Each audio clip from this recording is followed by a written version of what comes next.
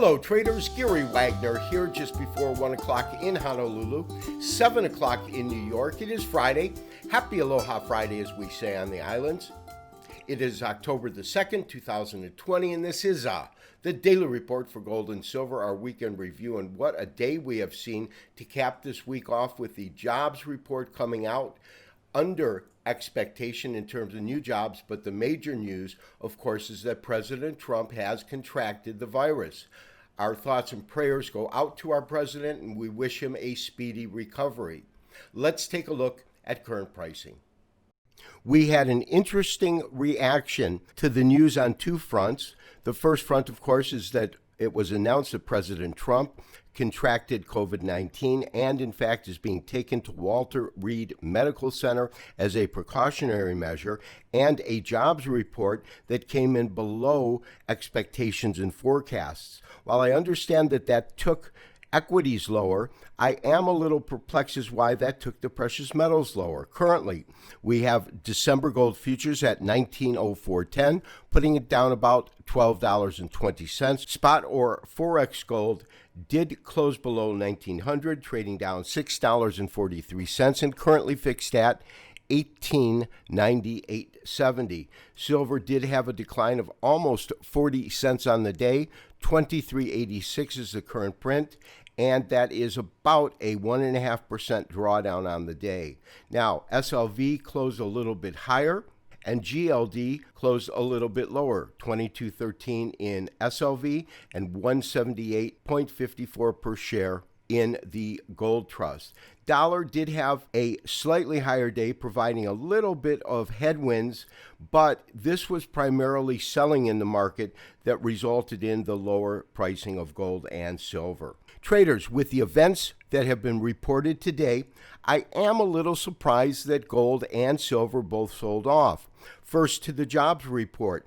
It was anticipated by economists and analysts that there would be a total of 800,000 to 850,000 new jobs added last month. That number came in, I believe, at around 661, although the unemployment rate went down. That, I believe, should add pressure that the House, which has already passed the stimulus bill, moves over to the Senate, makes adjustments and such, and actually comes out with some sort of fiscal stimulus. We are not getting as sharp of a recovery as we had hoped for. Secondly, the news that President Trump has contracted COVID-19 and, in fact, now has been moved to Walter Reed, they're saying as a precautionary measure. That also has huge implications and gives the future much more uncertainty than we had prior to these announcements. Nonetheless, we did have gold and silver both trade lower. When we take a look at the candlesticks that came in over the last couple of days, we can identify a simple two-day pattern simply known as a bearish harami. A bearish harami occurs when you have a defined uptrend in the market, and we can certainly say, although it was a short-lived uptrend, and it still could very well be intact, we did get an inside trading day.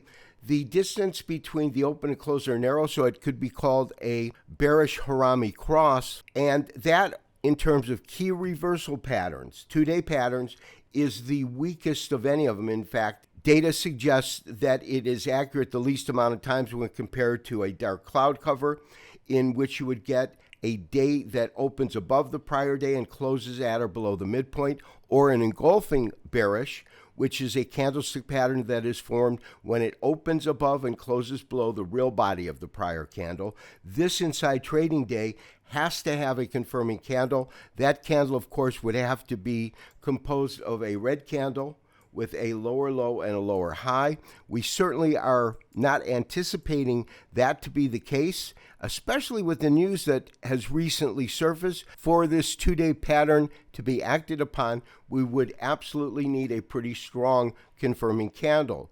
Because when you look at the prior 2 days, meaning this candle here and this candle here, it was an inside trading day, although it's at the top of the range. It still is that. We also saw similar action back last week, where you had a small green candle followed by a small red candle that fit within the prior body.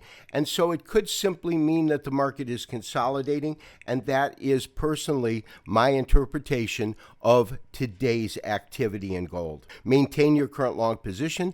Now, over the last couple of weeks, we have been noting that there have been some similarities in terms of what we have seen in gold and silver. We identified compression triangles or pennant formations in both of these markets because you had this consolidating market that really contained some higher lows and then, for the most part, lower highs. However, when silver broke through the apex, it basically traded sideways and then moved lower. The other real strong similarity is the fact that silver found support at the 100-day moving average in a very similar manner to what we saw in gold and then recovered. Nonetheless, we closed above what I consider to be a key level of support, which comes in just under 23 at 22.94. The market's at 23.86. And for that reason, I am recommending that you maintain your current long position in silver as well as your stops. This has been Gary Wagner, wishing you, as always, good trading. We will talk to you on Monday for the next daily update and review. Bye-bye.